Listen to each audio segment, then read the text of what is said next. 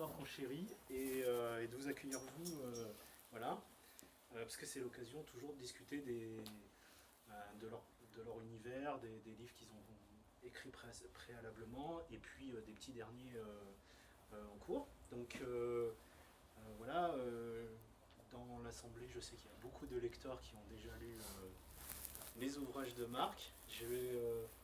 On peut les évoquer en quelques instants parce que je pense qu'il y a des thématiques qu'on va retrouver dans la discussion et donc il peut être intéressant d'évoquer ce ouvrage. Alors pour qu'on comprenne bien tout de suite, tu as la particularité d'écrire. De savoir parler français. Voilà, exactement. D'écrire en deux langues, voilà, tout simplement. Hein.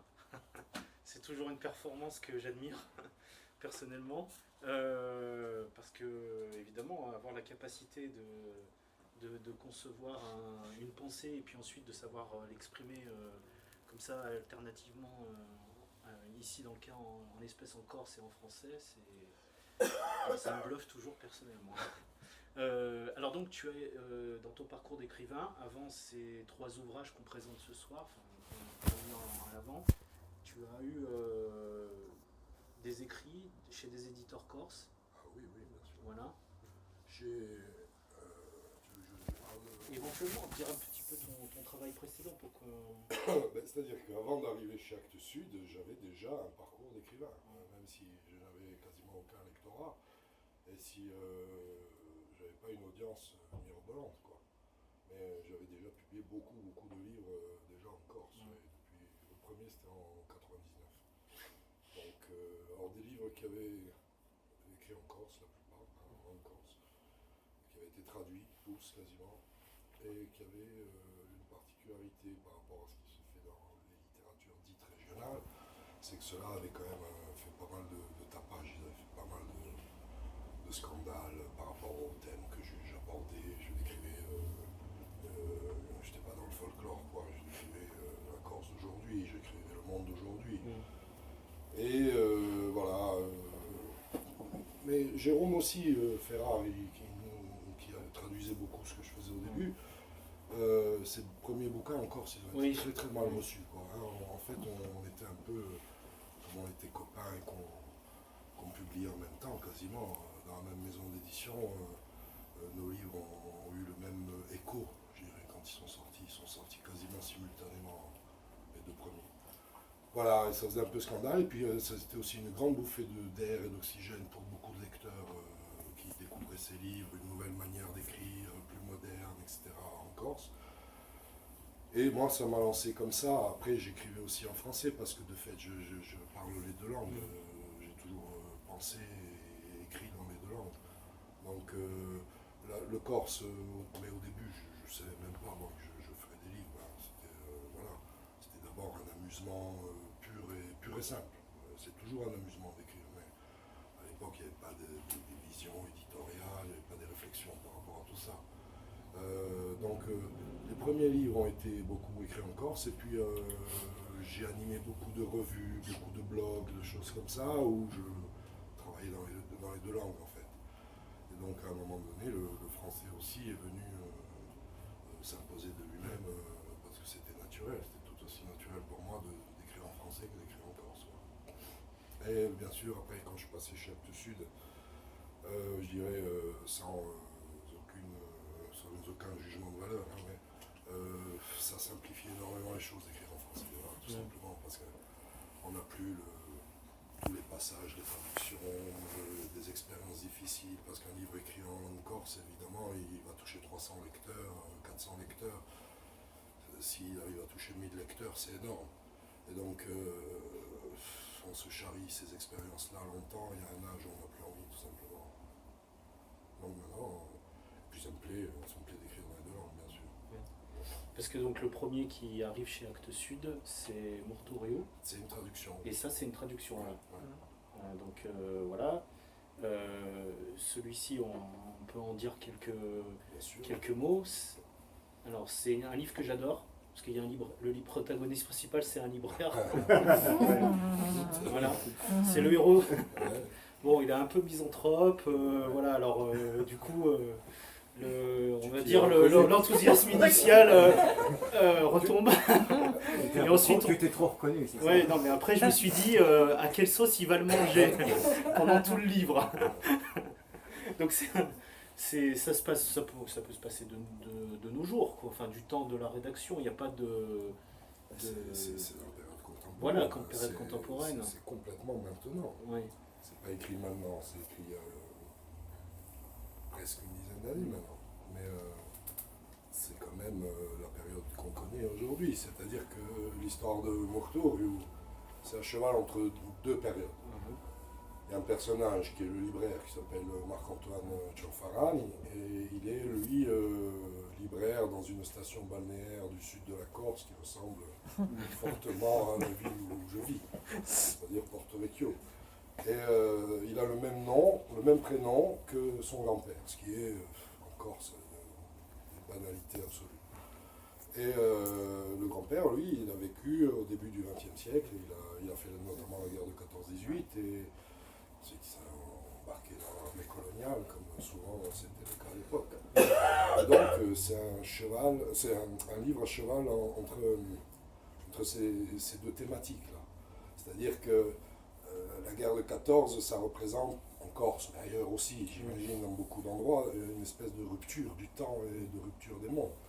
Pour nous, c'est la fin de la société paysanne, agricole, agro-pastorale, et l'entrée dans un monde moderne qui a vidé la Corse de toute son économie traditionnelle, en fait. Et puis la période du libraire, par contre, ça se situe au moment du tout-tourisme, de l'ultra-consommation.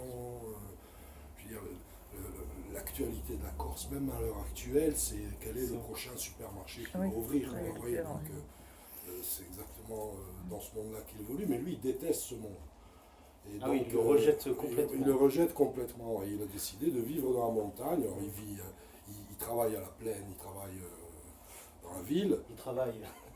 Il vivote dans sa librairie, et puis il retrouve un peu son univers familier avec ses amis, avec son imaginaire dans la montagne, là où il vit. Bon, ça c'était une projection un peu de ce que je vivais moi à l'époque, parce que moi je vivais dans la montagne à 20-25 minutes de Porto, et donc ça m'était facile de décrire cet univers, cette ambiance-là. Et donc il regarde ce monde vivre et aussi le subit. À un moment donné, il s'y confronte. Voilà. Il y a une confrontation qui est assez violente. Voilà. C'est une confrontation qui arrive par les actions et les exactions d'un duo qui eux représentent une partie qui représente le gangstérisme, tout simplement. Oui, c'est ça. Mais ils sont le gangstérisme, celui par le bas, je dirais. Ouais.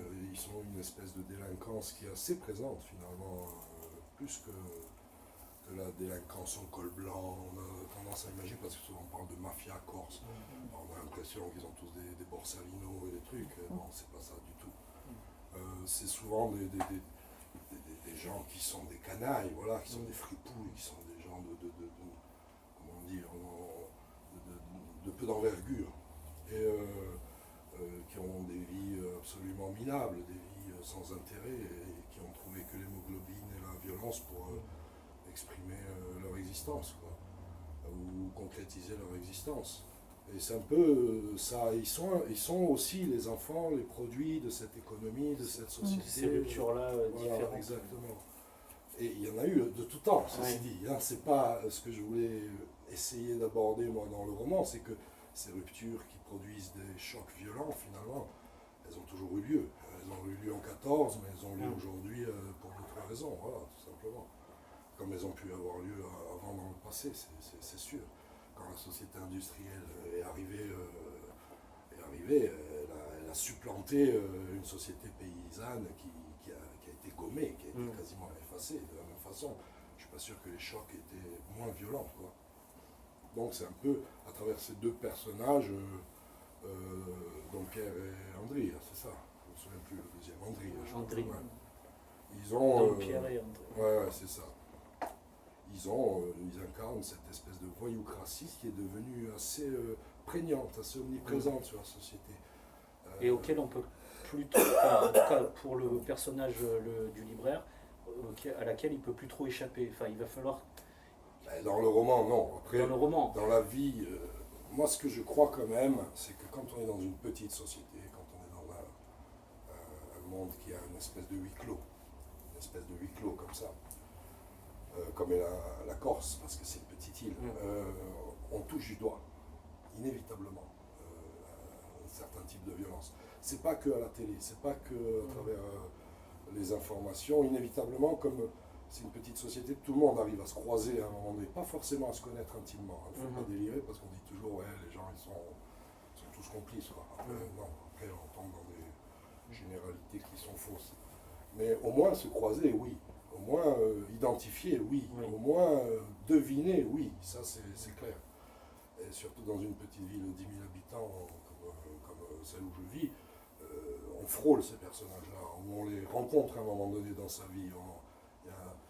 Hier, on en parlait à Vienne, et il y avait quelqu'un qui justement parlait d'un de ses personnages, de Dompierre. Et je disais, moi, il a une dimension reptilienne. Je ne l'ai pas fouillé comme je fouille d'habitude un être humain. Oui, il est assez basique. Il reste assez animal et assez reptilien. Et malheureusement, il y a des gens comme ça, qui en tout cas, qui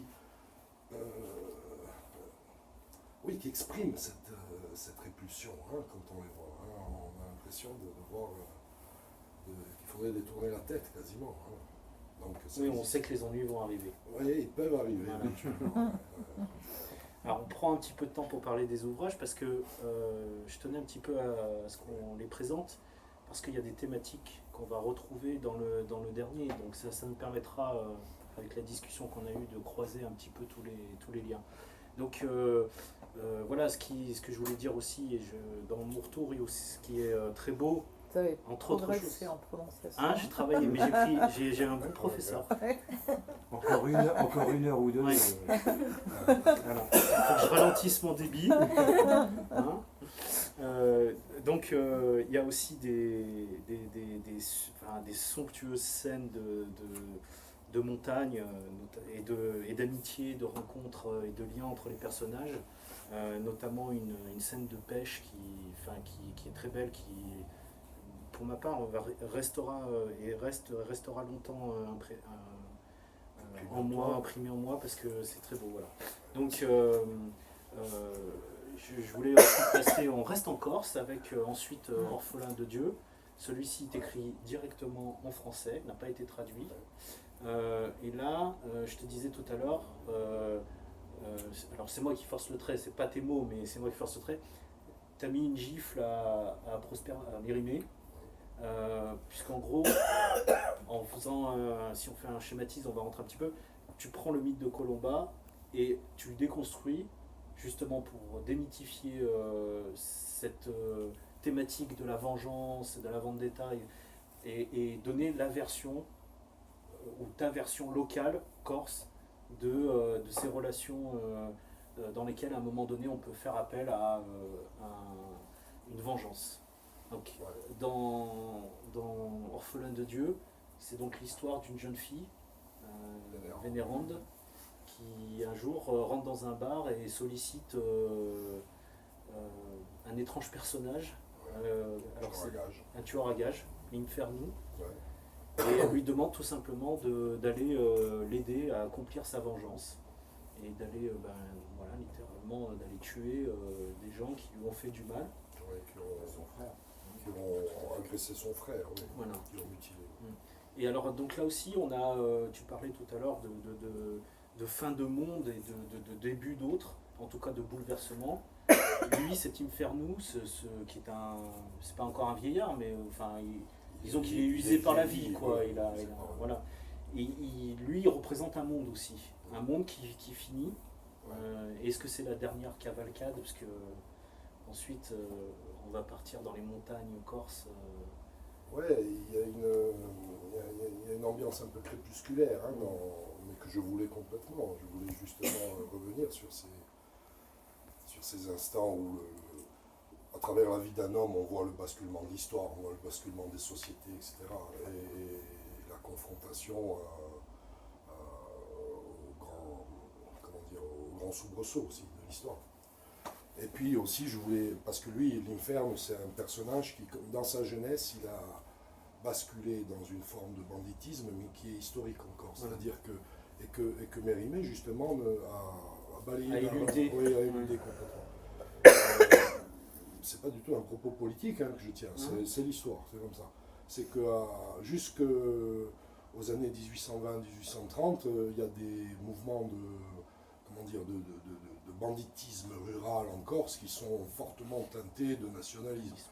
Parce que la Corse n'est pas encore francisée, elle n'est pas encore intégrée à l'ensemble français, parce que la conquête a été violente, parce que l'histoire a laissé des traces violentes, etc.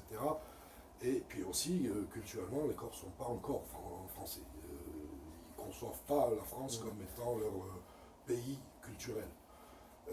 C'est encore l'étranger, les lois sont encore étrangères pour eux, et ils sont encore sous l'emprise, je dirais, d'un chaos historique et de violences historiques qui sont proprement endémiques. Et donc l'Inferno, lui, il a fait partie des dernières bandes qui ont existé, qui étaient constituées de... Alors attention, c'est des bandes qui sont un peu dressées sur des principes idéologiques, mais beaucoup sur des principes sur du banditisme. Voilà. Moi je dis, si on doit chercher à établir un parallèle qui nous parle, si on aime les westerns, ces choses-là, c'est avec ce qu'étaient les Bushwhackers confédérés après la guerre de sécession aux États-Unis. Il y a eu Jesse James, c'est le plus connu. C'est le plus connu, oui. Jesse James, c'était d'abord un confédéré qui finalement n'a jamais accepté la défaite face à l'Union et qui a converti son engagement sudiste dans le banditisme. Voilà, c'est ce que les Anglais appellent le primitive rebelle. Avec mon accent affreux, c'est des gens qui, à un moment donné, oublient pourquoi ils se battent, oublient la cause qui les a portés, mais continuent de combattre de manière animale, et puis parce qu'ils ne connaissent plus que la violence, finalement, ils n'ont plus que ça à exercer, ils se reconvertissent dans ce monde-là. En Corse, il y a eu plusieurs époques assez proches qui ont correspondu à ça. Par exemple, moi, dans Orphelin de Dieu, j'ai pris la liberté, je suis un romancier, pas un historien, j'ai pris la liberté de scinder deux époques en une. C'est-à-dire qu'il y avait une bande qui avait existé à la fin du XVIIIe siècle, et il y a la bande de Théodore Paul qui a existé au début du XIXe. Et j'ai fait finalement qu'une simple bande de toutes ces équipes-là, mais ils vivaient comme ça. Ils partaient en Toscane pour fuir les troupes françaises, ils reprenaient des bateaux, ils se redirigeaient vers la Corse pour attaquer les garnisons, ils pillaient les villages, ils pendaient leurs ennemis, ils s'en allaient. Et voilà, ils étaient soit en Toscane, soit en Sardaigne, c'était leur base arrière, et ils lançaient leurs expéditions contre la Corse à ce moment-là. Et ils ont vraiment existé. Donc, jusqu'à ce qu'à un moment donné, le pouvoir de l'époque comprenne qu'on n'est jamais aussi bien servi que par des auxiliaires indigènes. Et donc, on a levé une compagnie de soldats qu'on appelait les voltigeurs corses. Et ceux-là ont mené la guerre contre l'équipe de Théodore Paul et ont gagné. Ils les ont exterminés, tout simplement. Voilà. Et c'est un passage, c'est une rupture de l'histoire. Parce que c'est le dernier moment, finalement, où il y a réellement des mouvements insurrectionnels. Et après, on rentre dans une intégration lente et acceptée par la population, par les élites, par la société corse, qui en avait peut-être aussi jusque-là de la violence. Et moi, je trouvais qu'il y avait un parallèle, excusez-moi d'être un peu long, j'essaie d'être clair dans ma pensée, c'est tout. Je trouvais qu'il y avait un parallèle entre ces époques-là et les époques que nous, on a connues aujourd'hui. Parce que si on observe les 40 dernières années en Corse, on a eu une espèce d'élan de révolte, d'insurrection qui a mené au nationalisme. Et on a eu la création du FLNC, des choses comme ça, avec des gens qui au départ sont des militants politiques. À la base, on est d'accord ou pas d'accord avec eux, c'est quand même des militants politiques. Et puis, la violence se maintenant sur des décennies, ils ont très souvent basculé vers autre chose ou été contraints de recruter autre chose que de simples militants politiques. Et ça s'est très vite gangstérisé finalement. C'est devenu des bandes armées, des bandes qui plutôt que de s'opposer à l'État, tout simplement, qui était logiquement, selon leur idéologie, leur adversaire, ils se sont affrontés entre eux, ils se sont exterminés entre eux. jusqu'à devenir parfois de vraies bandes mafieuses, quoi. Donc, c'est pas des évolutions qui sont fausses ou comment dire, qui appartiennent à un lointain passé. C'est des choses qui ont pu être vécues. Et moi, je trouvais qu'à travers ça, on a une bonne manière de réfléchir à ce que c'est qu'une cause, à ce que c'est qu'une résistance, à ce que c'est que d'abîmer une cause aussi dans ce que l'humanité a parfois de plus bassement violent, de plus dur, quoi. Où le gain, l'appât du gain va prendre le dessus souvent sur à quoi on croit. Ah, c'est marrant parce que ce que tu es en train de décrire, là, en ce moment, je suis en train de lire un ouvrage sur les Black Panthers, et c'est dans les années 60, enfin fin des années 60, et c'est exactement le même mécanisme, le même processus. À la base, une idée politique de militants anti-racistes, marxistes, voilà, qui réfléchissent sur la condition des Noirs aux États-Unis et qui, à partir d'une plateforme politique, mettent en œuvre des actions pour justement résoudre, éliminer ce problème de racisme et ça, la domination. Et petit à petit, ils font avec, je dirais, le développement de leur action et le rétrécissement des militants de départ, ils font appel aussi à des gangs. Ouais. Et donc il y a des personnages qui, comme tu le disais, on retrouve les mêmes mécanismes, ne sont pas forcément évidemment politisés, qui vont aller vers le gangstérisme sur certains aspects. Ben, de manière tout à fait pragmatique. Si tu veux mener un combat violent, il faut des gens violents. C'est comme ça. Donc les grands théoriciens de la lutte armée devraient toujours y réfléchir avant de... Donc ça veut dire que la guerre, c'est parce que aussi la guerre idéologique, ils la sentent un peu perdue peut-être aussi. Et que quelque part, c'est aussi peut-être une manière pour l'État, enfin l'ennemi qu'ils ont en face, de lutter contre, enfin de décrédibiliser leur cause que d'envoyer comme ça de laisser comme ça la cause être pervertie par des gens violents, de mettre des enjeux financiers aussi. En Corse, on sait bien que c'est aussi ça qui est en jeu, hein, notamment sur le littoral, il y a quand même beaucoup d'argent à se faire depuis quelques années. Donc je veux dire, ça a été facile peut-être de ce point de vue de... Non, mais je suis assez d'accord avec vous, mais si vous voulez, moi, peut-être dans mon résumé, j'ai laissé penser qu'il y avait eu une espèce d'âge d'or de ce militantisme. Oui. Et je ne le crois pas. Je vais vous dire franchement, je ne le crois pas parce que je pense que après, on sort de... En tout cas, ça, pour ce que vous dites pourrait permettre de réfléchir beaucoup sur ce qu'est une défaite politique, etc. La manière dont elle s'abîme, la manière dont on est manipulé, ces choses-là. On pourrait aussi. Ça ne me dérange pas parce que ça fait partie de l'équation. Mais je ne pense pas qu'il y ait d'âge d'or. Je pense que dès le départ, il y a des mauvais choix. Et je le dis tout en étant moi, personnellement, ça ne regarde personne, mais tout en étant moi très attaché à certaines des revendications qui ont été portées à ce moment-là. Mais dès le départ, le choix d'affronter l'État sur ce terrain-là, c'est à mon sens une erreur. Et c'est une erreur qui pouvait qu'être commise en Corse, malheureusement. Parce que la Corse, elle avait un passé colonial fort, un passé militaire fort, elle avait une culture des armes forte et une glorification parfois de la culture masculine très très forte. Et donc le saut était vite franchi, mais il était franchi en même temps peut-être par des générations qui étaient déjà plus prêtes à ça, notamment les étudiants. Il y avait beaucoup d'étudiants au départ dans le mouvement nationaliste et même dans le mouvement armé. Et donc dès le départ, il a fallu les hommes d'expérience qui manquaient un peu pour encadrer les étudiants, la jeunesse et les gens qui avaient des métiers tout à fait normaux. Enfin, je sais pas si... Je dis pas que militaire c'est un métier normal, mais... ordinaire. Voilà, disons qu'on a souvent fait appel... Oui, on a souvent fait appel... D'emblée, on a fait appel aux artificiers, des anciens de l'OS, des anciens de la guerre d'Algérie, des types qui n'avaient pas peur, quoi, de franchir le pas de la violence. Et c'est pour ça que je me méfie toujours, même si je comprends que les mécanismes puissent se mettre en place. Et je pense même, je vous ai dit, je pense même qu'ils étaient quasiment inévitables. Mais on a fait un basculement sans, peut-être à cette époque-là, c'est pas un procès que je fais, c'est une analyse, sans prendre en compte qu'on allait traîner ça sur des décennies et que ça ne pouvait que s'abîmer dans la violence.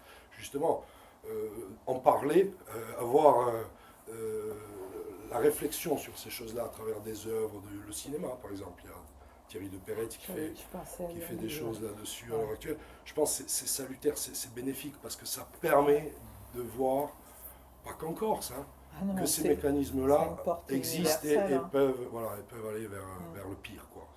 Et en accélérer, sans même qu'on ait le temps de... Après, je suis d'accord avec vous, l'État, il fait la guerre. Hein. Il veut manipuler, il manipule. En Corse, dès qu'on a commencé à utiliser la violence en Corse, l'État était violent. Jamais l'État ne s'est dit, bon, on va laisser s'éteindre le feu, on va négocier, on va discuter. Jamais, ça c'est clair. D'emblée, ils ont dit, il faut leur casser les reins. Et donc, ils ont créé des officines barbouzardes, ils ont créé tout ce qu'un État met en place dans ces cas-là. Et ces choses-là auraient pu être anticipées, ou pas, je ne sais pas, mais en tout cas, on aurait peut-être aujourd'hui d'autres manières de les aborder. Alors, ce qui est étonnant, c'est que, enfin, pas si étonnant, mais c'est que ces ferments-là, que tu viens d'évoquer, colonialisme, on les retrouve des siècles avant, avec le massacre des Innocents, en 1629, dans cette fameuse histoire du Batavia. Oui. Et voilà, je veux dire, la transition toute trouvée. C'est la preuve que si on parle de ces choses-là, on est quand même au centre du travail. Voilà. Et alors, donc j'en viens au massacre des Innocents, où effectivement on va retrouver comme ça des thématiques. Finalement, on va parler de l'humain, quoi, en permanence, oui. et de ses déviances, ou en tout cas de son appétit. Ouais, alors, donc, on est en 1629, dans un contexte particulier, carrément hors de Corse, au large de l'Australie, donc en Asie, et c'est l'histoire... c'est une histoire, c'est tiré d'un fait réel. C'est une histoire rigoureusement authentique, voilà, à la base. À la base, uniquement, très bien étudiée, documentée, etc. Et on va voir toute l'art du romancier, on va en parler petit à petit dans la soirée. Et alors, pour mettre en place l'intrigue, ou en tout cas ce qui se passe, donc ce bateau, il est... qui est-il? Qu'est-ce qui se passe? Qui est présent sur ce bateau? Qu'est-ce que ce bateau fait là? Et dans quel contexte il s'exprime, en fait, si on veut essayer de replacer le navire dans cette époque un peu particulière. Alors, si on le resitue par rapport aux faits historiques, voilà, purement historiques, il y a les Provinces-Unies qui émergent comme nation à la fin du XVIe siècle et au début du XVIIe siècle, et qui s'étendent, qui nourrissent une vocation coloniale. Ils veulent devenir un empire colonial, et puis surtout, ils sont mus par une philosophie économique très très moderne, très capitaliste, assez impitoyable dans le domaine de la compétition, etc. Donc, ils ont ces deux logiques, coloniales et capitalistes, qui sont en effervescence à ce moment-là dans les Provinces-Unies. Et ils vont se tailler un empire l'autre bout du monde. Là, on va vers les Indes, hein, carrément. Et le navire Batavia est un indiamant, c'est-à-dire c'est un navire de commerce, un navire de commerce et de transport de marchandises et d'hommes qui va vers les Indes. Qui a été affrété par la Compagnie des Indes, qui est la VOC, qui est une compagnie capitaliste qui avait un pouvoir étatique, quasiment. Hein. Ils avaient le pouvoir de rendre la justice, ils avaient une armée privée, ils avaient le pouvoir de gérer les colonies au nom des Provinces-Unies, etc. C'est quelque chose qui ressemble beaucoup à ce que les Génois faisaient avant, notamment l'Office de Saint-Georges en Corse.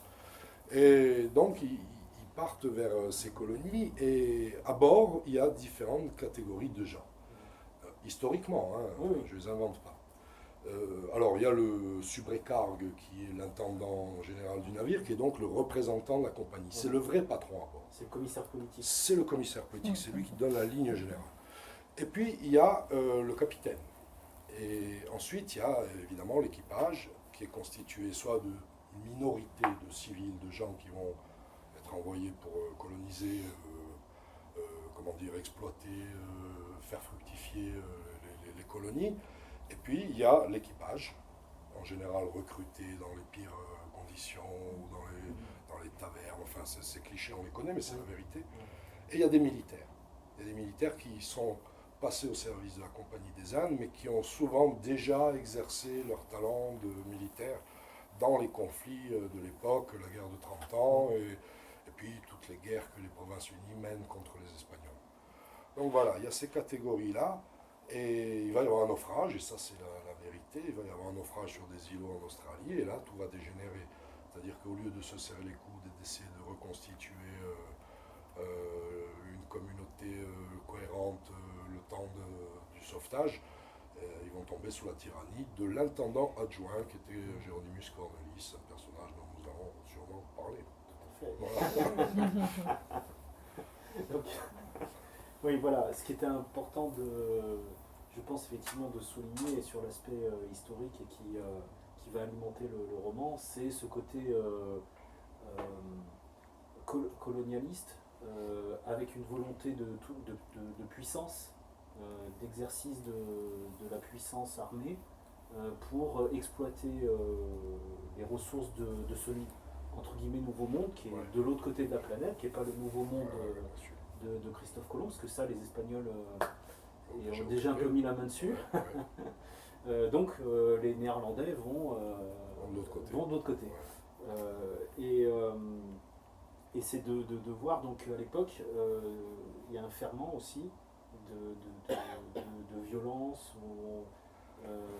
Non, c'est une époque extrêmement violente, même si moi je pense que les contextes historiques nous permettent, comme auteur, je parle, ils nous permettent d'explorer plus avant les manifestations de la violence ou de la barbarie. Mais moi, la barbarie, elle est déjà dans Murto, elle est dans Orphelin de Dieu, elle est dans tous les bouquins que j'ai pu écrire. J'ai parlé de ces thématiques-là. Donc aujourd'hui, on est dans des périodes un peu plus policées. Peut-être qu'on met sous le tapis ou sous le vernis des lois ou de la société notre sauvagerie, mais elle est là, elle est incontestablement là. Dès que le couvercle explose, on voit émerger cet aspect sombre aussi de notre nature. C'est comme ça, on l'a. On ne peut pas faire comme si on n'avait pas. Ça fait partie de l'humanité. Moi, c'est mon sentiment profond. Quand j'écris, après, je suis prêt à le nuancer tant qu'on veut, mais on le retrouve tellement que, voilà, je pense profondément qu'au XVIIe siècle, il y a cette violence qui est exacerbée par le contexte géopolitique de l'époque, par les enjeux de l'époque. On aurait pu écrire cette histoire-là à une autre période aussi, il n'y a aucun doute là-dessus. Voilà, ça, j'en suis convaincu. Mais là, il y a un bouillonnement, il y a quasiment une guerre civile en Europe à ce moment-là. Voilà, la guerre de 30 ans, je ne suis pas un spécialiste de la moindre bataille, attention, je ne suis pas historien. Mais j'ai un peu abordé pour mon roman, j'ai un peu cherché à comprendre un peu les mécanismes qu'il y avait. Et c'était la dimension d'une immense guerre civile, je dirais. Avec évidemment les enjeux de puissance et des grandes maisons royales ou gouvernantes de l'époque, mais qui embarquent les peuples dans un morcellement terrible et dans la reconstitution des États. Il y a des bouleversements philosophiques, spirituels, religieux, qui sont importants. C'est la réforme de l'Église dans les Provinces-Unies, c'est-à-dire que c'est l'émergence d'un protestantisme d'État, alors que jusqu'à présent les catholiques avaient la mainmise. Voilà, il y a toutes ces querelles et qui sont exacerbées avec des choses abominables qui se passent comme dans la plupart des conflits, il ne faut pas se leurrer. Après, il y a l'imagerie, il y a l'esthétique de l'époque qui peut rendre les choses encore plus effroyables. Les gravures, les peintures, évidemment. Mais une présence importante dans le roman. Oui, qui sont devenues importantes après dans le roman. Mais qui fascinent encore aujourd'hui. Parce que malheureusement, quand la violence humaine elle passe dans l'art, elle a tendance à être transcendée en quelque chose de fascinant. C'est comme ça, elle révèle quelque chose de nous-mêmes. Donc on reste interdit encore aujourd'hui face à certains tableaux, face à des œuvres qui sont très anciennes. Hein, je sais pas moi, Bruegel ou des choses comme ça. On regarde ça, on se dit, ouf, El Bosco, El Bosco, Jérôme Bosch. On regarde ces trucs, on dit qu'est-ce qu'il allait chercher là de notre folie, de notre extravagance la plus destructrice, quoi. Parce que petite parenthèse, donc dans le roman, on ne parle pas classiquement de chapitres, mais tu t'appuies sur des tableaux peints à l'époque pour faire avancer l'intrigue. Et à cette époque, ces tableaux-là, c'est aussi une époque où en tout cas dans la production artistique, où pas qu'on se détourne de Dieu, mais c'est qu'on est obligé. On représente plus Dieu, mais on se tourne vers l'homme ce coup-ci. C'est ça. C'est ce qu'ils appellent un peu, de manière générale, la peinture de la vie tranquille. Hein. Il faut distinguer, je ne suis pas un spécialiste encore une fois, mais j'essaye de vulgariser autant pour moi que pour vous, hein, parce que moi j'ai eu besoin de vulgariser à mon niveau pour pouvoir tout saisir. Avec la réforme, on n'a plus le droit dans les Provinces-Unies de faire certaines représentations religieuses, et puis en même temps, il n'y a plus l'église pour payer les œuvres, pour payer les artistes. Donc ces deux événements font que les peintres vont se mettre à peindre différemment. Ils vont faire de la peinture de tous les jours. Ils vont peindre des choses, des représentations de la vie de tous les jours, parfois même avec un côté très grivois, très ludique, etc. Hein, attention. Mais qui s'adresse au peuple, et du coup, c'est le peuple qui est demandeur des œuvres. C'est plus les institutions, c'est plus l'Église. Et c'est le peuple qui paye. Le peuple, c'est les catégories qui peuvent payer, mais c'est comme ça que ça se passe. Donc, il y a une mutation de ce qui est représenté, il y a une évolution de ce qui est représenté sur les tableaux. C'est pour ça qu'on a ces scènes, ces représentations de tavernes, de prostitution. Parfois c'est suggéré, mais c'est là, c'est bien présent. La prostitution, ça peut être à travers une chaussure de femme qui est abandonnée sur une table. Enfin, il y a beaucoup de symbolisme dans ces tableaux-là. Hein. Ou alors, après, on a avec, j'en sais rien, avec Vermeer, on a une espèce il faudra un spécialiste de la peinture pour en parler, mais ça atteint un degré de beauté, de finesse, de subtilité qui est très, très élaboré, quoi. C'est presque un réalisme incroyable de la représentation. Des fois, on voit ces tableaux du XVIIe, on se dit c'est presque une photo. C'est ce que la photo aurait montré si elle avait existé à cette époque-là.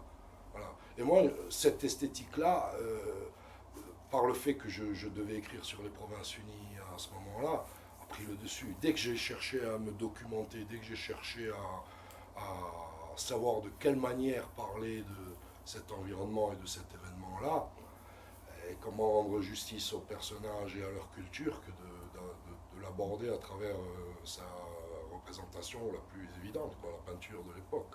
Est-ce qu'on pourrait dire qu'il y a une sorte de sacralisation de l'homme? C'est-à-dire que tout d'un coup, il devient sujet de peinture qui était avant réservé à des thématiques spirituelles et religieuses, et lui vient intégrer ces tableaux. Je voudrais te répondre comme un profane, pas comme un spécialiste. Oui, j'ai vraiment l'impression que oui. Toi, tu as ressenti voilà, ça. Moi, je l'ai ressenti comme ça. Ouais. Voilà. Mais après, il n'y a pas tout l'aspect baroque qu'il y avait avant. Tout ça, c'est un peu effacé avec la peinture hollandaise. Hein. Chez les Flamands, c'est beaucoup plus présent, les thématiques religieuses, etc. On l'a. Et puis d'un coup, on passe à cet univers où c'est plus réaliste et on a plus l'homme, effectivement, au centre. Et où l'homme peut être un peu Dieu, c'est-à-dire, en tout cas, exercer un pouvoir sans limite. Tu vois où je veux. Oui, je vois ta transition qui se dessine. Non, mais mais je suis d'accord. L'idée, voilà, c'est de discuter, de voir comment, je trouve, me semble-t-il, tu as ressenti les choses. Est-ce que la façon dont elles réapparaissent, elles remontent dans les personnages et dans leurs actions. C'est pas un calcul, bien sûr. Voilà, c'est Oui. pas un calcul de ma part que de saisir dans la peinture hollandaise du XVIIe siècle, ce qui va nous amener doucement à glisser vers Cornelis. Et moi, j'établirais le mécanisme à l'envers. À l'envers, voilà. Ouais. C'est-à-dire que c'est en suivant le fil de vie et de parcours possible de mes personnages que je remonte à la source. C'est-à-dire, je remonte à ce que leur culture, à cette époque-là, Voilà. a pu être. Oui. Et Qu'est-ce notamment, qui les a formés? voilà, et complètement. Ouais. De quoi ils ont été nourris. Oui. Hormis les conflits politiques, etc. Hein. Ça, on en a parlé, c'est Oui. aussi présent, ça fait partie du bagage. Bien sûr. Mais ils ont inévitablement un bagage culturel et un monde qui les a façonnés et qu'ils vont charrier avec eux jusque dans les événements, dans les îles où ils vont connaître le naufrage. Et notamment ce tableau-là de Van Haarlem, parce que c'est quelque chose qui n'était pas du tout calculé. Quand j'écrivais mes premiers chapitres de ce roman, je ne savais pas du tout que ça s'appellerait Massacre des Innocents. Et à un moment donné, je tombe dans mes recherches, je tombe sur ce tableau d'un... Alors c'est déjà la période un peu avant, hein. Mais quoi, c'est une histoire de 30 ans. Hein, bon. Et c'est un peintre qui était à Haarlem, la même ville que Hieronymus Cornelis. Et lui, il avait fait une des multiples représentations du Massacre des Innocents, l'épisode biblique. Et moi, quand je suis tombé sur ce tableau, j'ai eu une révélation. Et donc, je fais avoir cette révélation à mon personnage. Mais je l'ai eu moi-même. J'ai dit, en voyant ça, j'ai vu Cornelis en train d'exercer sa toute-puissance et sa tyrannie sur les îles. Quoi. Donc j'ai dit, il aurait pu avoir les clés qui lui sont offertes à ce moment-là de son œuvre maléfique à venir. Voilà. En voyant ce tableau, il aurait pu avoir cette représentation et se dire quelque chose de semblable m'attend à moi, dont je serai l'auteur. Hein. Voilà, en plus, il a le nom qui résonne un peu. Qui résonne un peu. C'est pas tout à fait une homonymie, parce que, attention, hein, les noms de famille à l'époque ne fonctionnaient pas tout à fait pareil. J'ai fait un petit raccourci, mais c'est vrai qu'il y a une homonymie pour nous dans nos esprits d'aujourd'hui. On peut le voir, ça. Il s'appelle Cornelis comme le peintre. Comme le peintre. Ouais. Donc on va arriver à ce fameux Cornelis, Hieronymus Cornelis, qui donc ce navire là s'échoue. Ouais. Bon. Sur ces bateaux là, il y avait quand même un certain, enfin c'est pas juste un équipage, 3-4 soldats, et il y avait quand même à peu près 300 personnes. 300 personnes. Voilà. Peu près, ouais. Donc on a dit des gens qui allaient dans l'espoir de coloniser, de s'implanter, peut-être de démarrer une nouvelle vie, enfin bref, voilà, des gens qui émigraient en quelque sorte, et puis qui pour certains fuyaient. Et ce bateau finit par s'échouer sur des récifs. Il ne sombre pas tout de suite. Des gens parviennent à débarquer et s'installer sur ces îlots. Alors ces îlots, on est quoi, 10 km Non, 80. 80 quand ouais, même. Il me semblait que c'était plus proche de l'Australie. Ouais, c'est ça. Enfin bon. Il me semble que c'est 80. Ouais. Ouais. Donc aujourd'hui, c'est faisable. À l'époque, c'est une autre paire de manches. Ouais. Alors, comment ça se passe quand, dans la façon dont tu as conçu, quand ils viennent à débarquer, à s'installer sur ces îlots? J'avais une question un peu piège, mais est-ce que on est précédemment sur un droit de la mer avec un capitaine qui est théoriquement tout puissant? Non, mais parce que et il vient de s'installer sur Terre. Est-ce qu'il y a poursuite de la toute-puissance du capitaine? Est-ce qu'on revient à des lois de la VOC, la fameuse compagnie? Qu'est-ce qui va se nouer là? Et comment est-ce qu'ils vont s'organiser dans un premier temps? Non, ça pourrait être l'application d'un droit maritime, je ne sais plus lequel, je ne sais plus comment il s'appelle. Mais c'est pas ça. Et puis historiquement, c'est pas ça. Historiquement, ce qui se passe, c'est que très vite, en fait, c'est la continuation des lois de la VOC. Très vite, ce qui se passe, c'est que ceux qui représentent la VOC s'en vont. Ils s'enfuient de l'île. Voilà. Il reste 2 chaloupes, Pelzert qui est le subrécarque et Jacobs qui est le capitaine vont s'enfuir. Parce qu'ils veulent chercher du secours, c'est même pas stupide, hein. Ils tentent leur dernière carte. Mais ils s'enfuient un peu de manière un peu lâche parce qu'ils ne préviennent pas les gens sur les îlots, parce qu'ils ont peur simplement qu'on les empêche de le faire. Et puis ils ne peuvent pas emporter tout le monde. Enfin, Ça, c'est tout le ce qu'ils se monde, disent. évidemment, ouais, c'est clair. Donc, ils s'en vont de manière un peu subreptice comme ça, et il y a une vacance de pouvoir à ce moment-là. Il manque... Il manque les l'autorité. voilà, c'est ça, complètement. Il faut la politique, entre reconstituer. guillemets, ouais. Il faut la reconstituer. Mais on la reconstitue avec, je suis désolé de le dire, on la reconstitue avec des clampins, quoi. On crée un conseil de l'île, Ouais. avec le chirurgien, le pasteur, etc. Bon, c'est des braves gars, mais le problème c'est qu'ils ne sont pas aptes à commander une compagnie militaire, les restes d'une compagnie militaire, avec les restes d'un équipage de marins qui sont des délinquants notoires, etc. Donc ils ne peuvent pas avoir l'autorité naturelle sur ces gens-là. Et donc ce qui va se passer, c'est que, ça c'est le diable qui a joué sa partition là-dedans, incontestablement, c'est que Géronimus Cornelis, lui, c'est le second de l'intendant. Alors, quand tout va bien, c'est un poste à la con, c'est un poste qui ne sert pas à grand-chose, c'est un gratte-papier. Voilà. Mais quand on est dans une période de catastrophe comme celle-ci, où le capitaine et le subrécarque s'en sont allés, eh bien, il devient, de fait, il est le numéro 3 du navire. Et quand il sort, lui, du naufrage du Batavia, par un hasard absolument historique et invraisemblable, il est le dernier survivant à toucher l'île. Ça, je ne l'ai pas inventé, c'est l'histoire. Le conseil qui avait été mis en place va arriver, Dieu le Père. C'est-à-dire celui qui représente la puissance de l'avoc, le pouvoir de l'avoc. Et ils lui remettent les clés du pouvoir entre les mains. Ce que, évidemment, il ne fallait pas faire, mais ce qui pour lui est une aubaine invraisemblable, parce que du coup, là il va pouvoir exercer sa tyrannie, et là il va pouvoir accomplir ce grand œuvre qu'il avait observé à travers le tableau de son homonyme.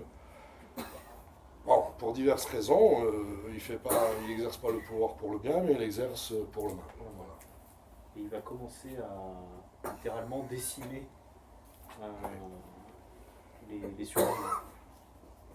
La difficulté moi, que j'avais, c'était suivre les traces de l'histoire, qui sont bien réelles, que toute ma trame romanesque soit appuyée là-dessus, mais et crédible à travers ça, et après le nourrir d'autres choses. Mais il se trouve que ce dont tu parles, c'est la vérité, encore une fois. C'est-à-dire que très rapidement, il jauge les forces qu'il y a sur l'île, ceux qui vont lui être favorables et ceux qui vont lui être opposés. Il exile sur une autre île tous ceux qui sont des douteux, notamment des militaires, et il garde, comme garde personnelle rapprochée, une partie de l'équipage et quelques militaires qui étaient des viands. Enfin, c'est moi qui dis ça, qui étaient des gars prêts à basculer. Voilà. Et à partir de ce moment-là, il est très pragmatique finalement. Il dit il y a trop de bouches à nourrir, il n'y a pas de nourriture, les îlots sont désertiques. Il va falloir, sans trop l'annoncer au départ, il va falloir commencer à déblayer. Et au moindre prétexte, il y a une exécution, il y a quelqu'un qui est assassiné, il y a quelqu'un qui est noyé, etc. Et il fait le ménage. Mais bien évidemment, ça prend une telle ampleur qu'on voit que ça n'est pas que une stratégie, mais c'est l'expression d'une folie qui s'installe sur l'île et d'une tuerie qui se généralise parce que le goût du sang est là, quoi. Et la puissance que cela peut procurer à un esprit tourmenté comme celui de Cornelis, ça va dégénérer inévitablement en massacre de cette ampleur. Et alors on va pas détailler cette partie-là parce que je vous la laisserai la découvrir, mais dans le roman, justement, on va à la rencontre de Cornelis avant cet épisode-là, et tu nous en fais, tu nous dresses le tableau de son histoire, qui nous permettent de comprendre, en tout cas d'envisager la raison, les ferments de cette folie, de cette violence, de ce siècle dont on a parlé, de ces provinces-là en plein bouleversement. Il y a je vous laisserai découvrir parce qu'il y a des très beaux passages sur justement la déchéance jusqu'où va la déchéance d'un homme Ouais. et de quoi il est capable par la suite. Moi, c'était ça qui m'intéressait plus, en fait. Je le dis en toute honnêteté. Hein. C'est que longtemps, je ne savais pas comment aborder cette écriture sur ces événements. Et puis, à un moment donné, c'est les personnages qui m'ont intéressé. C'est ce qu'ils portaient, ce qu'ils pouvaient charrier, ce qu'ils pouvaient représenter. Et je le dis sans forcément dévoiler trop de choses, hein, mais moi je voyais un peu Cornelis, parce que dans les études qui avaient été faites, historiques, qui avaient été faites sur lui, notamment Mikdash, qui avait fait un super bouquin, Mikdash le décrivait comme un psychopathe.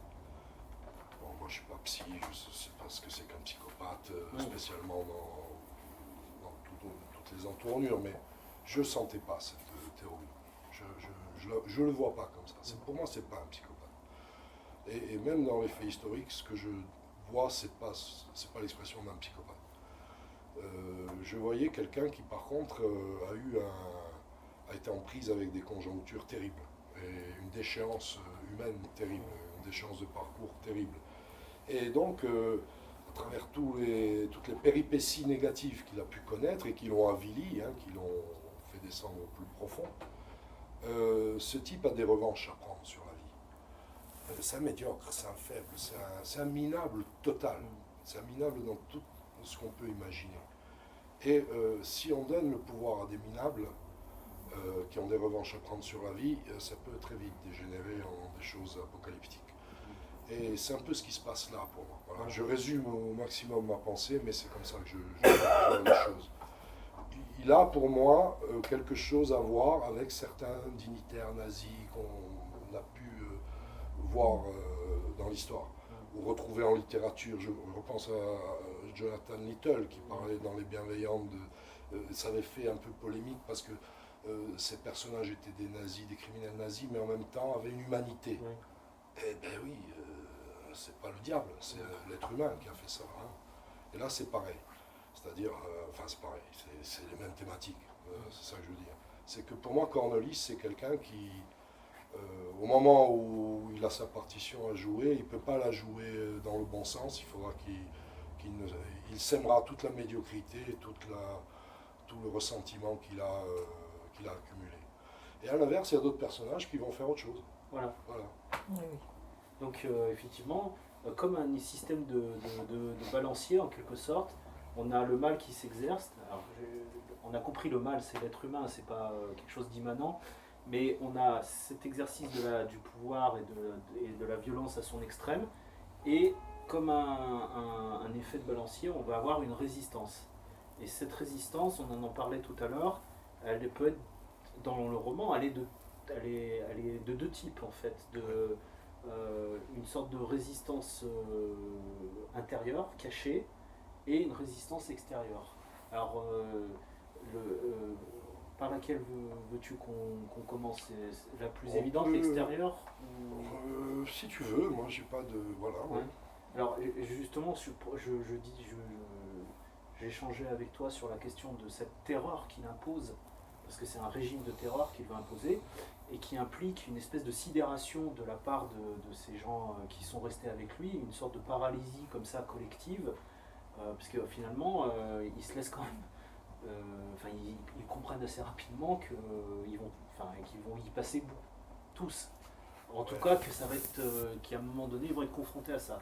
Et il y a donc quelqu'un qui va, en quelque sorte, se retrouver à l'extérieur de cette terreur, et comme peut-être pas se dessiller les yeux, mais en tout cas être suffisamment éloigné de cette paralysie pour monter une résistance, s'opposer. Oui. Alors est-ce que c'est de son fait ou pas, ça Ben non, Voilà. pour moi non. Ouais. C'est bien toute l'ambiguïté de la situation. C'est que le héros positif dans toute sa splendeur, c'est Weber Heiss. Voilà. C'est-à-dire que c'est lui qui va incarner le combat contre Cornelis, etc., parce qu'il a été exilé sur une autre île avec d'autres camarades. Et Et lui, c'est un peuvent- soldat. C'est un soldat. Voilà. Donc lui, il aura même l'expérience du combat s'il faut. Donc il a le profil pour s'opposer et mener un conflit ouvert à un moment donné contre Cornelis. Mais il a subi tout le temps. Et puis même il aurait perdu. Je ne veux pas rentrer dans le détail, mais si on va au bout du bout, il aurait certainement perdu. Par contre, il a évidemment la lucidité et le profil pour accepter d'incarner la résistance et de ne pas se soumettre. Il y a un truc qu'on n'a pas souvent abordé quand on a discuté, mais à un moment donné, tu m'attends une petite perche, c'est que souvent les gens ils sont sidérés face à la terreur, mais à tel point qu'ils en deviennent des agneaux. C'est pas pour rien, ça s'appelle Massacre des innocents. C'est que j'ai fait énormément de recherches dans tous mes bouquins, pas que dans celui-là, sur le rapport de la victime au bourreau, etc. Ce qui m'a toujours effrayé, mais à un point incroyable, c'est de quelle manière les gens meurent face à un bourreau. C'est-à-dire qu'ils meurent vraiment comme un animal, comme un agneau. Ça, c'est quelque chose de... C'est que dès que la force du bourreau est telle qu'elle est incontournable et que la mort est inéluctable, finalement, ce qui est affreux à voir, c'est qu'on s'y soumet. Et qu'est-ce qui fait que potentiellement on peut y échapper? Je ne sais pas. C'est toute l'interrogation du truc. Pourquoi Weber-Heiss, lui, à un moment donné, il peut incarner l'opposition? Ben, c'est parce que les conjonctures vont le lui permettre. C'est parce que Cornelis a fait la bêtise de l'exiler, de l'éloigner de lui. S'il l'avait gardé sous son emprise, peut-être qu'il n'aurait jamais pu se révolter. Et donc, c'est louable, il n'y a pas de doute là-dessus. Et puis bon, le personnage essaye de le construire aussi avec une espèce de complexité qui permet de comprendre qu'il a une part de sa rédemption qui va se jouer là, mais une part. Parce que comme tu l'as fait avec Cornelis, tu reviens aussi dans le passé de Weber-Heiss pour peut-être donner des pistes de compréhension de pourquoi il agit comme ça aussi. Oui, exactement. C'est que, bon, en plus, moi, c'est mes passages préférés du bouquin, ça c'est personnel, au moment de l'écriture. J'ai adoré suivre les traces de Weber-Heiss. Parce qu'elles n'existent pas du tout, justement. Il n'y en a pas, et là, le romancier pouvait faire ce qu'il voulait. Je disais, il joue une partie de sa rédemption, mais une simple partie, parce que finalement, là aussi, il échoue, quelque part. Ce qui est le vrai moteur de son engagement contre Cornelis, c'est pas de sauver les gens sur l'île, c'est de sauver Chris, c'est-à-dire Lucretia. Donc c'est une femme qui, elle, est restée dans la mauvaise partie de l'île. Sauf qu'il ne la sauve pas. Il la sauve pas. Oh, on ne sait pas. Enfin, lui, il vit ça comme un échec. Parce que ce qu'il n'a pas réussi à empêcher, c'est la descente aux enfers de Chris. Voilà. Oui, il voulait la préserver pure. Oui, en tout cas pas, pas soumise. Pas soumise comme ça. Oui, mais enfin, moi, comme lectrice, je ne l'ai pas du tout vécu comme une défaite de sa part à elle. Ah non, lui. Non, mais c'est pas lui qui est important là. Je veux dire, on pourrait avoir l'impression qu'elle a été soumise, qu'elle a été souillée, etc. C'est pas le cas. Enfin, moi, je l'ai pas ressenti comme ça. Plus, je suis d'accord avec vous, mais c'est pas la vision donc, comme un Weber-Heiss. On ne sait pas. Enfin, disons que moi, je pense. Après, je ne veux pas dévoiler la fin. Là, on ne parle pas de la fin. Non. Ce qu'on est en train de dire. Voilà. Pour moi, c'est. On parle des mécanismes. Le mécanisme, c'est que sa rédemption, elle n'est pas aboutie sur lui. Et il a incarné, bien sûr, la résistance physique ouverte qui permettra une victoire à la fin sur Cornelis, ça oui. Pas à la fin du livre, à la fin de l'histoire. Et pourtant, c'est pas abouti. Et il a trop subi les événements. Et il a trop été pas maître des circonstances. Tandis que elle, oui. Voilà. Elle représente cette fameuse résistance intérieure. C'est elle qui est la résistance intérieure, bien sûr. Donc une résistance intérieure qui implique de pactiser avec l'ennemi à un moment donné. C'est quasiment obligatoire. C'est-à-dire que pour affronter la bête de près, il faut la contrôler. Oui, pas de pactiser, de la contrôler. eh ben, elle fait ce choix-là. Elle fait le choix de la descente aux enfers pour pouvoir saisir toute la dimension de son ennemi et le manœuvrer, le manipuler à un moment donné. Voilà, et c'est ce qu'elle fait. Et ça, c'est. Je ne sais pas s'il y a de la gloire dans tout ça, hein, j'en sais rien. Mais c'est beaucoup plus fort à mes yeux encore que l'affrontement viril entre les deux combattants, quoi. Elle va.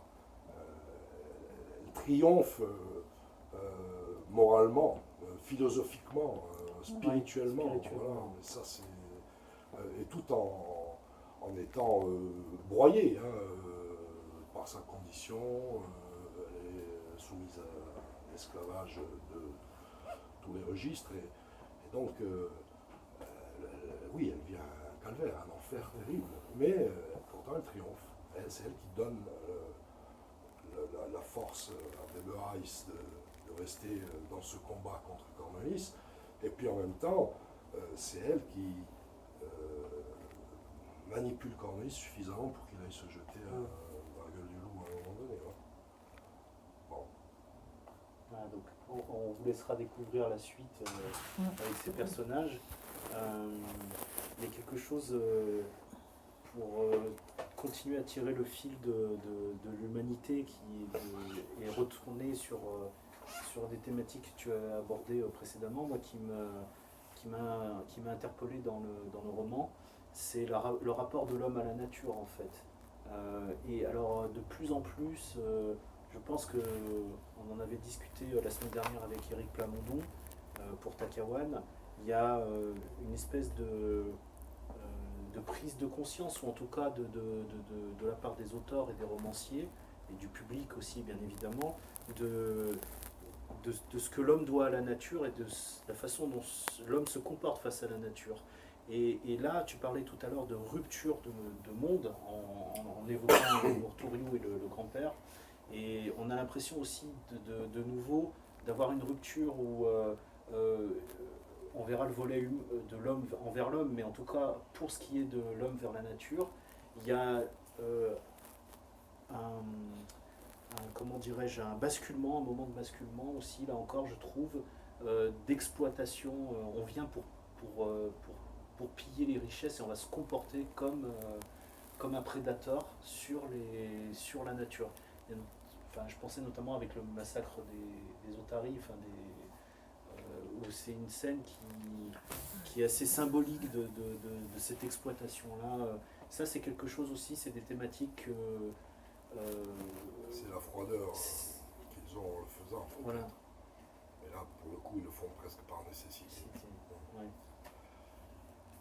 Est-ce qu'il y a besoin de le faire si...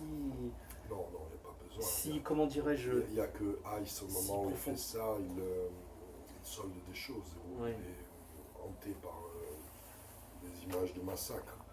Mais oui, il y a l'exploitation, pour moi, tu as dit le terme. Pour moi, c'est prédateur. Oui, c'est l'avidité de... Ça, et c'est quelque chose qui, incontestablement, nous mène à une perte en accéléré, dont on n'a pas encore conscience, mais qui va devenir un problème majeur, très très rapidement, je pense. Après, moi, c'est en tant qu'auteur, en tant qu'écrivain, c'est une partie de l'influence du natural writing sur ce que je fais. Et puis, c'est aussi le fait que c'est ma culture. Moi, je suis profondément un paysan, un être de la campagne. Voilà, j'ai grandi, j'ai vécu toujours au contact de la nature, et la nature la plus sauvage. Par contre, elle n'est pas éternelle. Voilà, ça je le sais, parce qu'en vivant là où je vis, je vois tout à fait la transformation du paysage, la pollution, la destruction irrémédiable des sites, etc. Je le vis au quotidien. Et la conscience n'est pas prise de ça. La conscience n'existe pas. On est encore à l'époque du XVIIe siècle où l'intérêt prime sur le long terme, sur le bien-être. L'intérêt immédiat prime sur le long terme. Et on le paiera très cher, parce que c'est une machine de guerre, c'est une machine, c'est un cheval lancé au grand galop qu'on n'arrive pas à arrêter. C'est comme ça depuis des siècles. Oui. Et là, on arrive au bout de course. Et inévitablement, des choses sont saccagées qui ne renaîtront jamais. Voilà. Mais moi, je le dis en tant qu'homme de la terre, hein, je le dis aussi Voilà. en tant que Marc-Antoine ou Chanfarane. Voilà, pareil. Je sais très bien que le territoire que j'ai connu, sauvage, etc., est devenu un lieu de consommation touristique, d'acrobranche, de canyoning, etc. C'est génial le canyoning, c'est super le canyoning. Sauf que quand on fait du canyoning, on massacre les frayères des truites. Il n'y a plus de truites. Voilà, c'est aussi bête que ça. Ouais. On pollue l'eau parce Oui. qu'on est trop nombreux Ouais. dans l'eau à ce moment-là. Et donc, voilà. C'est génial, il faut s'amuser. On est dans ce monde de l'amusement. Profitons de la nature, profitons-en bien. Ben oui, on peut en profiter, mais il faut aussi savoir équilibrer les choses et pas détruire. Voilà. Et ça, cette parabole, On l'a à travers la vision coloniale et mercantile de la VOC au XVIIe siècle, incontestablement. Il y a, pour moi, bon, j'en fais pas des caisses là-dessus, mais le moment où Cohen apparaît dans le roman, il dit toute la philosophie, pas de ce monde-là, du monde qui est le nôtre, qui est encore le nôtre. Voilà, moi, c'est comme ça que je l'ai écrit. quelques mots sur ce fameux Cohen pour qu'on comprenne un petit peu comment déjà à l'époque on avait des gens qui pouvaient être, qu'on prendrait aujourd'hui, qui pourraient avoir toute leur place dans notre monde d'aujourd'hui. Donc lui c'est le directeur entre guillemets général de la Compagnie des Indes en Inde. En Inde, ouais. Voilà, en fait c'est un dieu tout puissant quoi. Ah oui, Il rend compte à personne. Non, non, Il il fait a ce qu'il personne veut. au-dessus de lui. Il a la chambre de la VOC. Oui, le board. Voilà. Enfin bon. En province unie, mais Oui, c'est loin. des milliers, C'est des loin. milliers de kilomètres. Voilà. Et il a son armée à lui, il a la Ouais, il a son possibilité armée, de il fait massacrer ses un lois. peuple s'il a envie, Ce qu'il va faire. ce qu'il a fait. Voilà. Non, non, c'est un personnage d'une toute puissance absolue, mais qui ne se détourne pas du sens de sa mission. Il a une mission. Oui. La mission, c'est assurer la suprématie de sa compagnie, c'est assurer les profits, les richesses, et c'est assurer la domination du monde occidental sur, excusez-moi pour l'anachronisme, mais des provinces unies sur les indigènes, quoi. Et je ne vois pas ce qui a changé.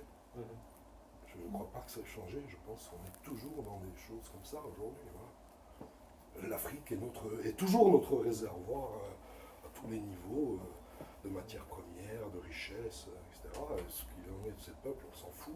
Voilà, il faut dire les choses. Enfin, pas nous peut-être, mais Oui, mais voilà. les puissances, Les puissances qui sont là. qui sont en œuvre. Ouais. Voilà, et ça me plaisait bien sûr d'être sur cette ligne de... Parce qu'on ne peut pas non plus aborder cette question-là en occultant ce contexte historique, économique. Voilà, c'est important. Et moi, ce que je retrouve à chaque fois là, dans les 3 livres de toi que j'ai lus, c'est justement cette capacité qu'on a à profiter du texte et du contexte de l'époque, de s'immerger dans cela, et en même temps de réfléchir à la transposition de ce que tu décris sur le monde d'aujourd'hui. C'est, me semble-t-il, ce que tu... c'est l'un des moteurs de ton écriture. Oui, parce que après, tout n'est pas conscient. Il faut pas, c'est pas des livres à thèse. Hein. Moi, je suis pas, je suis un romancier. C'est un livre qu'on peut lire à un niveau de pur récit d'aventure, etc. Moi, ça me dérange pas. Et puis, c'est aussi comme ça que je l'écris. Mais je suis pas un écrivain neutre, c'est pas vrai. Voilà, j'ai un parcours qui fait que je pense à des choses, voilà, tout simplement. On parle dans Orphelin de Dieu, par exemple. Pour revenir sur ce dont on parlait là, il y a un moment donné, Vénérande et l'Inferno qui traversent une vallée où on a industrialisé, on a développé l'industrie du tanin. Alors c'était l'exploitation de la châtaigneraie pour faire de la teinture, etc. C'était un ravage encore, cette histoire au XIXe siècle. Et c'est le premier grand choc écologique qui était connu dans l'île. Mais c'est le monde industriel qui Ouais, vient on a l'impression s'installer que- partout. C'est pas que la Corse. C'est un peu un paysage de guerre d'ailleurs. C'est un paysage bombardé, tout Ouais. est rouge, Ouais. tout est devenu complètement transformé. Mais le pire, c'est qu'on a des descriptions comme ça de l'époque. Si on étudie la presse du 19e siècle, les endroits qui ont été impactés, j'aime pas le mot, mais c'est comme ça, qui ont subi ce développement des premières industrialisations, il n'y avait évidemment aucune notion d'écologie, de quoi que ce soit, et c'était des désastres humains et sociétaux. Voilà. Donc oui, c'est des choses qui sont en moi, qui m'ont toujours un peu fait réfléchir, et après, c'est peut-être pas pour rien qu'on va sur un terrain où on a envie d'écrire sur la nature. Voilà.